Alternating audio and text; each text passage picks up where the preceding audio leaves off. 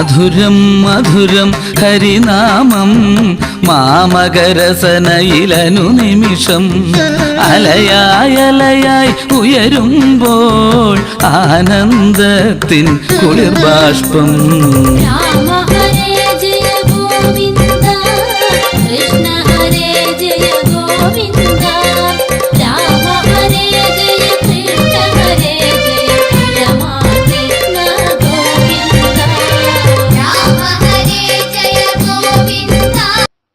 കൃഷ്ണനായി വളരാൻ, കൃഷ്ണനോളം വളരാൻ, കൃഷ്ണനെ കണ്ടും കേട്ടും വളരാൻ, കുരുന്നുകൾക്ക് നേരിന്റെ നേർവഴി തെളിയിച്ചു കൊടുക്കുവാൻ നമ്മൾക്കൊന്നു ചേരാം.